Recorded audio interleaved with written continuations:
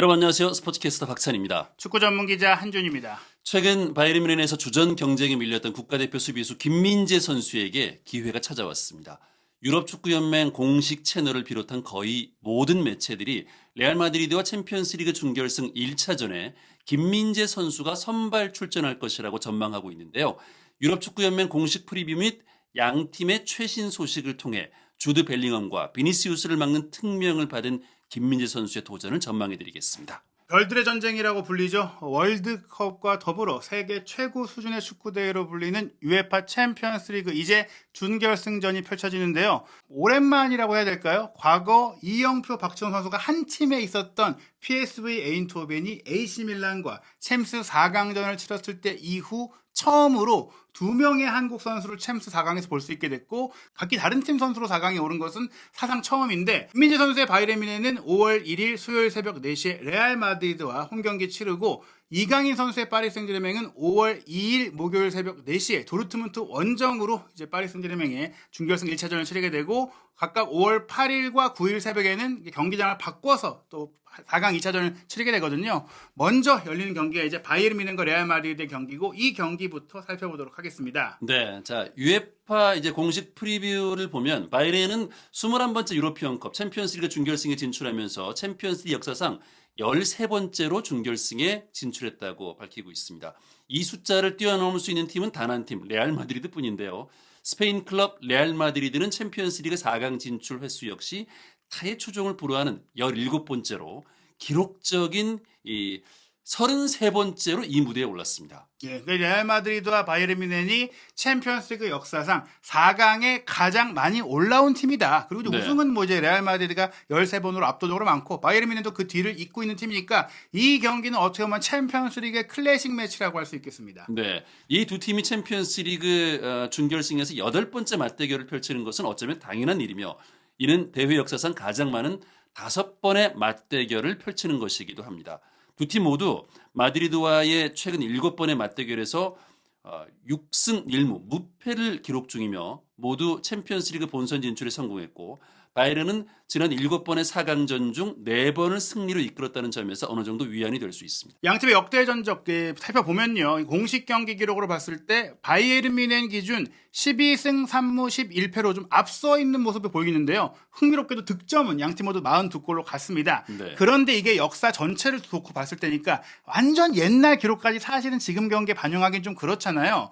가장 최근에 바이에른 뮌헨이 레알 마드리드를 상대로 웃었던 4강전은 2011-2012 시즌 바로 무리뉴 감독이 이제 승부차기를 무릎 꿇고 지켜봤던 그 경기인데 바이에른 뮌헨이 말씀드린 대로 1차전 2대1 승리에 이어 2차전의 스코어가 같아지면서 승부차기 끝에 결승에 올랐던 시즌입니다. 그런데 그 이후에는 바이에른 뮌헨이 레알 마드리드를 상대로 한 번도 이기지를 못했어요. 2013-14 시즌의 4강전에서는 레알 마드리드가 1차전 1대0, 2차전 4대0 승리를 거두면서 과르디올라 감독의 큰 쓰라린 아픔을 주면서 이제 결승에 올라갔었고 2016-2017 시즌 같은 경우에는 8강에서 만났는데 레알 마드리드가 뮌헨 원정 2대1 승리에 이어서 2차전 홈 경기에서는 이제 바이에른 뮌헨이 쫓아왔지만 연장전까지 가는 접전 끝에 결국에는 4대2로 승리하면서 또한 4강에 성공을 했고요. 가장 최근에 맞대결이라고 할 수 있는 2017-18 시즌 같은 경우도 레알 마드리드가 뮌헨 원정 가서 또 2대1로 이기고 홈에서 2대2로 비기면서 또 결승 진출을 성공했다. 결국에는 최근 흐름은 계속해서 레알 마드리드가 웃었다라고 볼 수 있습니다. 네, 두 클럽 모두 재미있고 득점이 많은 축구로 명성이 자자하지만 이번 시즌에는 각자의 탄력적인 면모를 보여줬습니다. 토마스 투엘 감독의 바이에른은 홈에서 라치오와 16강 1차전 패배를 뒤집기 위해 깊이 파고들었고 뮌헨에서는 아스널을 1차전 원정 경기에서 막아낸 후 2차전 홈 경기에서 아스널을 상대로 승리를 거뒀습니다. 그러니까 이제 좀 어렵게 올라왔다라는 측면, 라치오를 상대로 말씀드린 그 16강 1차전 패배부터 어떻게 보면 김민재 선수가 주전 경기에서 밀리게 됐던 상황이 있었잖아요. 그리고 나서 바이에른 뮌헨은 지금 분데스리가 우승을 놓쳤고 아스널은 이제 20년 만에 프리미어리그 우승도 가능한 그런 기세 속에서 양 팀이 8강에서 만났을 때 거의 대부분의 전문가와 매체들이 아스널이 유리할 것이다. 역사적으로는 바이에른 뮌헨이 아스널을 계속 울려왔지만 지금 경기력은 좀 다르지 않느냐 이런 시선이 있었지만 막상 뚜껑을 열어보니 바이에른 뮌헨이 아스날 원정 가서 무승부 홈에서 승리를 하면서 저력을 보여줬다. 즉 회복력 역시 이제 바이에른은 바이에른 뮌헨이다. 이런 것들을 좀 보여줬다는 것이죠. 네. 한편 안첼로티 감독의 레알 마드리드는 라이프치히의 거센 반격을 막아내며 8강에 올랐고 맨시티의 거센 압박을 버텨내고 승부차기까지 가는 접전을 펼쳤습니다. 디펜딩 챔피언 맨시티는 아쉽게 탈락의 고배를 마셔야 했죠. 과연 어느 팀이 이 두 경기를 통해 다시 한번 정신을 차리고 웸블리 스타디움에서 펼쳐질 결승전에 진출할 수 있을까요? 저희가 사실 챔피언스리그 8강 좀 분석해드릴 때 이런 얘기를 했던 것 같아요. 바이에른 뮌헨과 레알 마드리드가 챔피언스리그를 대표하는 강호인데 약자의 축구를 했다. 사실 네. 그랬었어요. 아스널을 상대로 바이에른 뮌헨이 역습하면서 이겼고 레알 마드리드도 맨시티를 상대로 거의 뭐 철저하게 경기를 지배당하다가 역습 축구로 이겼다라는 점에 있어서 양 팀의 입장에서는 자존심이 상할 수 있지만 결과적으로는 또 승리하고 4강에 올라온 건 이 두 팀이니까 저력, 회복 탄력성을 보여줬다고 볼 수 있겠는데요. 이 두 팀끼리 그럼 맞붙을 때는 어떤 경기가 펼쳐질까? 정말 기대가 되고 흥미진진한 상황입니다. 그렇습니다. 최근 이 두 팀의 면면을 보면 굉장히 좋은 흐름을 타고 있습니다. 바이에른 뮌헨이 리그에서 좀 덜컹거리긴 했습니다만 최근 경기를 보면 아스널 상대로 챔피언스리그 이제 승리를 거뒀고 리그에서도 연전 연승을 이어가고 있습니다. 말씀드린 대로 바이에른 뮌헨이 사실 또 이제 김민재 선수와 안 좋은 기억들이 좀 있었어요. 라치오와 챔스 16강 1차전에서 좀 부진하면서 그 뒤에 주전 경기에서 밀렸고 그 다음에 오랜만에 찾아온 저 하이덴하임과의 분데스리가 경기에서 김민재 선수가 조금 이제 수비적으로 불안한 모습을 보이면서 2대3으로 졌단 말이에요. 그러면서 이제 아스날과의 경기에서 선발로 뛰지 못했는데 그래도 후반에 교체 출전을 하면서 레프트백의 역할도 소화하게 됐고 또 그런 과정 속에 리그에서의 경기력도 좀 상승세를 타면서 특히 5대1로 대승을 거뒀던 저 우니온 베를린과의 경기에서 김민재 선수가 정말 최고의 경기력을 다시 한번 끌어내면서 최근에 평가가 반전이 됐고 그런 가운데 또 프랑크푸르트를 상대로 2대1로 승리할 때는 더리우트 선수가 이제 부상을 당하게 됐거든요. 네. 그러면서 김민재 선수가 이번 경기 출전 기회가 왔다. 무엇보다 바이에른 뮌헨이 분데스리가 우승을 레버쿠젠에 내주면서 조금은 자존심의 상처를 입었지만 최근 공식전 4연승을 거두면서 어느 때보다 올 시즌 들어서 그 어느 때보다 팀 분위기가 좋다고 볼 수 있겠습니다. 그렇습니다. 레알 마드리드 역시 이제 맨시티를 상대로 챔피언스리그 8강전을 멋지게 치러냈고 물론 뭐 약자의 축구를 했습니다만 결과를 또 얻어냈고요. 리그에서도 최근 보면은 이제 바르셀로나와의 엘 클라시코에서 3대2로 승리를 거뒀고 소시에다드를 상대로도 어려운 경기였지만 1대0으로 이겼습니다. 예, 무엇보다 최근에 역시 레알 마드리드도 지지 않는 경기들 계속 해오고 있고 또 라리가에선 이미 사실상 좀 우승을 어느 정도는 뭐 조기 확정을 이제 지을 수 있는 흐름이다 보니까 챔피언스리그에 조금 더 힘을 쏟을 수 있다는 측면에 있어서 두 팀 다 레알 마드리드는 리그 우승이 좀 유력하고 바이에른 뮌헨은 이미 물 건너갔고 그러다 보니까 이번 챔스 4강 1차전에 올인할 수 있다, 총력을 걸을 수 있다라고 볼 수 있겠습니다. 네, 감독들은 어떤 얘기했는지 궁금한데요. 바이에른 뮌헨의 토마스 투엘 감독은 이 두 경기가 결승전처럼 느꼈습니다. 제 접근 방식은 결승전을 준비하는 것과 같습니다. 사실상 이 결승전 같다는 얘기인데요. 많은 일이 일어날 수 있습니다. 우리는 이 경기에서 승리하기 위해 90분 동안 모든 것을 쏟아 부을 겁니다. 힘든 시기를 극복하기 위해서는 최고의 분위기와 최대한의 응원이 필요합니다. 관중들과 협력하여 작은 우위를 점할 수 있는 분위기를 만들어야 합니다. 1차전이 홈 경기니까 어떻게 보면 분위기적으로 우리가 사실 레알 마드리드를 객관적으로 전력적으로 봤을 때 좀 힘든 게 사실이니까 홈 분위기를 살려서 좀 기를 죽여달라. 그러니까 팬들에게 당부하는 거예요. 우리에게 힘을 달라. 우리가 분명히 분데스리가 우승을 놓쳤기 때문에 팬들이 실망한 것도 있겠지만 챔스 우승컵만큼 들고 올 시즌을 마칠 수 있도록 힘을 주세요라고 좀 요청한 팬들을 향한 인터뷰였다. 이렇게 보시면 될 것 같습니다. 네. 안첼로티 감독은 어떤 얘기를 했을까요? 우리는 맨시티와의 8강전에서 레알 마드리드 유니폼이 요구하는 태도와 헌신을 보여줬습니다. 챔피언스 리그는 우리에게 매우 특별한 대회며 우리는 항상 사람들이 예상하지 못한 것을 보여줬습니다. 모두가 우리를 무시했지만 우리는 여전히 여기 있습니다. 누가 무시했다고 그래요? 호날두가 떠난 이후 레알 더 이상 강하지 않다 얘기했었지만 벤제마의 활약으로 챔스 우승했었죠. 그리고 벤제마가 사우디로 가면서 이제 레알 마드리드 골 누가 넣냐 했는데 그런 과정 속에서도 결국 올 시즌 벨링엄이 포텐 터트리면서 또 한 번 우승을 바라볼 수 있는 상황이 됐다. 무엇보다 맨시티와의 경기에서 정말 말씀드린 대로 레알이 그 어느 때보다도 약자의 축구를 하면서 좀 밀렸는데 그럼에도 불구하고 우리는 이 자리에 있다. 즉 그 실력, 그 힘을 우리는 태도와 헌신으로 그전까지 레알 마드리드는 화려한 팀이었고 지배한 팀이었는데 그걸 못해도 우리는 이긴다. 그렇기 때문에 정말 두 팀 모두 간절하고 절박하잖아요. 그래서 이 경기 더욱더 뜨겁고 재밌지 않을까 생각이 됩니다. 네, 뭐 사실상 이 결승전이라고 불렸던 맨시티를 상대로 승리를 거두고 또 4강에 올라왔는데 안첼로티 감독의 얘기가 또 인상적이네요. 자, UEFA 공식 프리뷰 이 담당 기자들의 전망도 한번 살펴보도록 하겠습니다. 바이른의 이제 제임스 소로구 리포터의 얘기인데요. 성공은 시험의 시기에 훌륭한 강장지입니다. 힘든 시즌을 보내고 있다고 생각했던 바이에른 팬들은 이제 4연승에 힘입어 챔피언스리그 우승을 외치고 있습니다. 믿음과 허기를 채운 앞으로 열흘이 바이에른의 시즌과 투엘 감독이 여름에 떠날 때 남길 짧은 유산을 결정짓게 될 것입니다. DFB 포칼에서 조기 탈락했고 DFL 슈퍼컵도 패배했고 분데스리가 우승까지 놓치면서 바이에른 뮌헨이 정말 오랜만에 무관으로 시즌을 마치게 될 것이다라는 전망들이 팽배했지만 챔스 4강에 올랐거든요. 사실 네. 챔스 4강도 못 오를 것이다라는 얘기들이 있을 정도로 올 시즌에 바이에른이 흔들렸는데 정말 이 경기만 넘어서면 결승전에서 무슨 일이 일어날지 모르기 때문에 이 경기에 대한 동기부여, 집중력 이런 것들이 역대급으로 강하지 않을까. 이 표현 정말 훌륭한 강장자가 되지 않을까 싶습니다. 네. 레알 마드리드 기자인 그레임 헌터의 얘기도 살펴보겠습니다. 여기까지 오는 여정이 장대했으니 준결승전도 장대할 수밖에 없겠죠. 마드리드는 영향력 있는 이 카르발의 출전 정지를 제외하고는 모든 것이 장밋빛인 바이에른에 도착했습니다.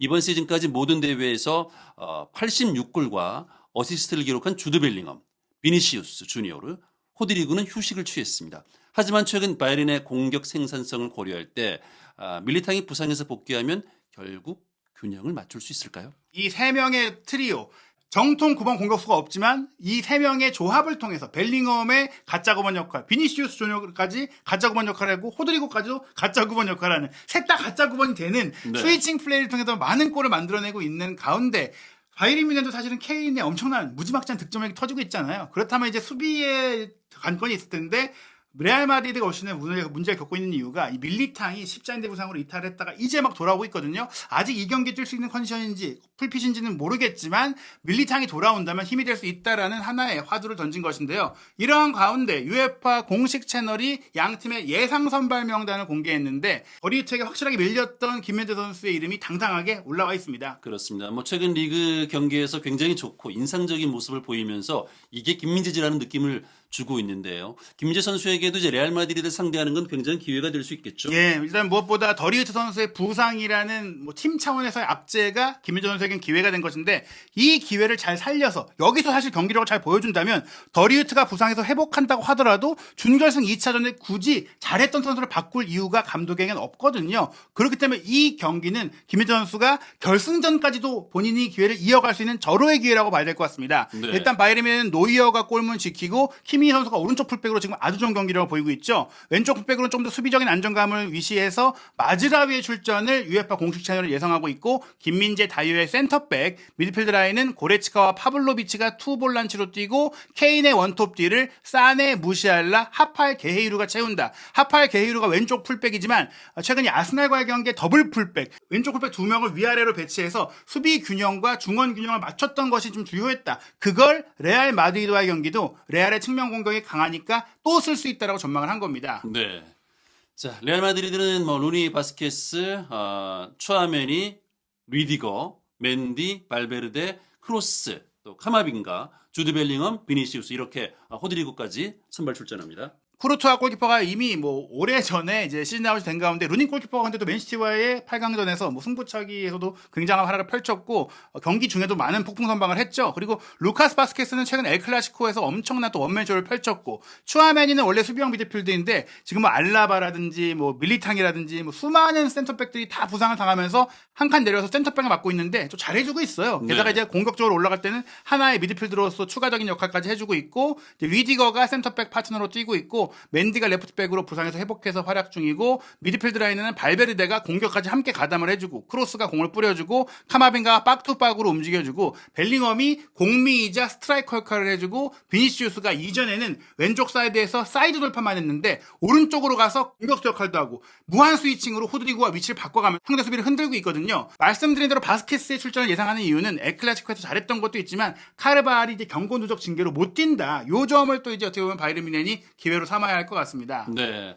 결장 선수만 놓고 본다면 바이에른 뮌헨이 좀 더 걱정스럽네요. 예, 사실 이제 카르바할이 이제 경고 누적이고 쿠르투아는 이미 부상 중이었고 알라바까지 이제 수비 라인에서 부상자 명단에 오른 것은 분명히 레알 마드리드에게 아쉬운 부분이겠지만 바이에른 뮌헨을 보면 르로이 사네가 지금 부상으로 뛸 수 없다. 그리고 그나브리도 다쳤다. 우파메카노도 부상이고 코망도 부상이다. 여기에 사실 무시알라와 라이머, 더리우트까지 이제 부상 명단에 올라 있는데 다만 무시알라와 라이머는 아주 큰 부상 아니니까 출전 가능성을 조금은 이제 기대해 볼 수도 있는 상황이 되고 있거든요. 뭐 사네 같은 경우도 좀 회복을 좀 바라고 있는 상황들이 있는데 이런 부분들 이제 몸 상태 부분들을 좀 고려해야 될 것 같습니다. 그렇습니다.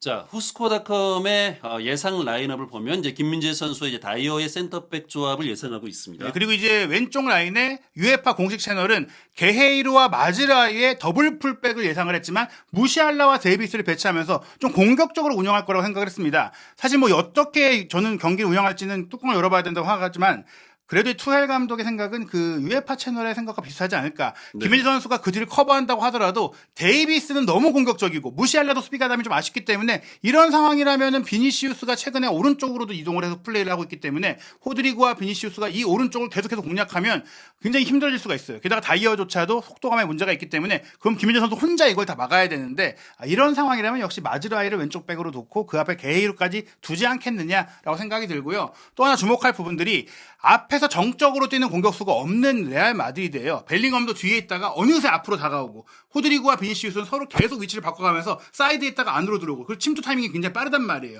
그런 선수를 막으려면 애초에 더리우트가 정상 컨디션이었다고 하더라도 김민재 선수처럼 빠른 선수가 있어야 되지 않겠느냐. 그런 점에 있어서도 이번 경기 바이에른 뮌헨의 수비 전술에 있어서는 김민재가 중요하다. 치고 들어오는 벨링엄을 따라붙어서 부딪혀줄 수 있고 비니시우스의 속도감을 따라갈 수도 있고 호드리고의 움직임도 막아설 수 있는 게 김민재뿐 아니겠냐라고 생각을 할 수 있습니다. 네. 최근 엘 클라시코에서 이제 결승골을 기록했던 주드 벨링엄 선수가 역시 이제 레알 마드리드에서는 가장 경계가 되는 선수인데요. 네, 이 플레이가 바로 바이에른 뮌헨이 경계를 해야 되는 장면인데요. 바이에른 뮌헨은 사이드 체인지를 굉장히 활발하게 가져가고 말씀드린 대로 올 시즌 안첼로티 감독의 가장 큰 전술적 특징이 비니시우스가 원래 왼쪽 공격수인데 오른쪽에 두고 호드리고랑 바꿔가면서 뛰게 하는 거거든요. 이 장면은 두 선수가 다 없긴 했지만 브라임 디아스가 오른쪽으로 공을 뿌려주고 바스케스가 크로스를 올린 걸 호셀루가 가운데서 받는 척하면서 흘렸기 때문에 센터백들이 공을 다 빠뜨렸어요. 네. 그러면서 무인지경에 있던 벨링엄이 뒤에 있다가 들어가서 마무리하니까 수비수들이 달려들어온 선수를 계속 막아야 되는 상황이 되다 보니까 경합을 못 해주는 거예요. 다이어와 더리우트가 그나마 좋은 점이 경합할 때 기다렸다가 수비하는 데 있어서 김민재 선수가 튀어나가고 움직이는 때 생기는 공간들을 채워주는 것인데 이런 경기에서는 이렇게 튀어들어오는 선수들이 많다 보니까 김민재 선수가 좀 이런 것들을 잘 따라와줄 수 있지 않겠느냐, 이런 움직임들을 잘 포착해줄 수 있지 않겠느냐, 뭐 이렇게 좀 생각해 볼 수가 있겠습니다. 네. 김민재 선수에게는 주드 벨링엄, 비니시우스 이런 선수들을 상대로 또 이제 본인의 경기력, 본인의 존재감을 또 보여줄 수 있는 기회이자 또 위기가 될 수 있을 것 같은데요. 승부 예측도 한번 보도록 하겠습니다. 레알 마드리드가 한 골 차로 이제 승리할 걸로 예상을 했는데 바이에른 뮌헨은 화요일에 열리는 레알 마드리드의 경기를 준비하며 4연승을 최근에 달리고 있습니다. 독일 팀은 기대 이하의 시즌을 이제 높은 성적으로 마무리하기 위해서 챔피언스 리그만을 목표로 하고 있습니다. 투헬 감독에게도 이 챔피언스 리그만 남아 있는 거잖아요. 예. 자, 하지만 레알 마드리드는 바이에른과 챔피언스 리그 결승 진출을 놓고 다투고 있으며 경험이 풍부한 스페인 팀은 주중에 1차전 우위를 확보할 수 있는 기회를 노릴 것입니다. 안첼로티 감독의 레알 마드리드는 모든 대회에서 18경기 무패 행진을 달리고 있습니다. 이달 초 맨시티와의 승부차기 승리를 포함해 최근 4번의 원정 경기에서 모두 승리를 거둔 레알 마드리드는 부상자가 많은 바이에른을 상대로도 승리를 거둘 것이라 믿습니다. 무엇보다 레알 마드리드가 18경기 무패인데다가 원정에서 강하다는 점은, 특히 원정에서 오히려 레알 마드리드가 역습 축구를 하면서 실리적인 결과를 얻어왔다는 점은 부상자까지 많은 바이에른을 상대로 충분히 이길 수 있다는 전망이 나오고 있는데요. 이 전망을 이제 김민재 선수가 수비를 잘 해준다면 충분히 막아낼 수 있다. 저도 사실 바이에른 뮌헨이 이 경기 무실점으로 막기는 어렵다고 생각을 해요. 네. 다만 이 2골 먹을 걸 1골 먹는 걸로 좀 막아내고 케인의 득점력이 좀 터져준다면 변수가 될지 않을까. 레알 마드리드도 수비에 문제가 있거든요. 김민재 선수가 세트피스에서 깜짝 놀랄만한 또 헤더골을 넣어주면서 영웅적인 활약을 통해서 올 시즌 후반기 정말 자존심이 많이 상했을 텐데 이 레알 마드리드전을 통해서 내가 김민재다라는 것을 좀 보여줄 수 있지 않을까 기대해봐야 될 것 같습니다. 네, 이 경기에서는 저희들이 이제 다이어와 경쟁하면서 좀 속상했었는데 김민재와 다이어가 사이좋게 좀 레알 마드리드의 공격을 좀 잘 막아내는 모습을 또 기대하고 또 기다려 봐야 되겠습니다. 예. 배당률을 보면은 이제 바이에른 뮌헨이 그래도 홈팀이니까 승리가 평균적으로 2.48배, 무승부 3.61배, 레알 마드리드 승리가 2.75배니까 요 정도 배당률이면 사실 어떤 결과가 나와도 이상하지 않다라고 보시면 될 것 같고요. 도르트문트와 파리 생제르맹은 파리 생제르맹이 원정팀인데도 2.42배고 홈팀 도르트문트가 2.76배라는 것은 바이에른과 레알 마드리드가 팽팽하다면 도르트문트와 파리의 경기는 파리 쪽으로 조금 기운다고 볼 수 있겠거든요. 말씀드린 대로 하지만 저 배당률도 어떤 결과가 나와도 이상하지 않다. 이건 어디에 놔도 이제 괜찮다라고 볼 수 있겠는데요. 우리가 바라는 것은 뭐 사실 하나의 시나리오가 아닐까 싶어요. 자, 그렇습니다. 이제 바이에른 뮌헨에서 뛰고 있는 김민재 선수가 레알 마드리드를 꺾고 이제 결승에 올라가고 또 이강인 선수가 뛰는 파리 생제르맹이 도르트문트를 꺾고 올라가서 정말 기다리고 기다렸던 한국인 선수들끼리의 챔피언스리그 결승전 이걸 기대하고 있는 거잖아요. 예, 사실 이전에 박지성 선수가 결승을 밟았고 손흥민 선수도 밟았고 박지성 선수가 우승을 경험한 가운데 박지성 선수가 또 하필이면 우승을 경험했을 때 그 경기를 뛰지는 못했었거든요. 네. 그런 점에 있어서 통산 세 번째, 네 번째 한국인 챔스 결승 출전 선수가 등장하고 거기에 우승 선수까지 등장하는 또 하나의 역사가 좀 만들어질 수 있을지 이번 챔피언스리그 준결승전의 소식 한준TV 구독, 좋아요, 알림 설정을 통해서 빠르게 확인하시기 바랍니다.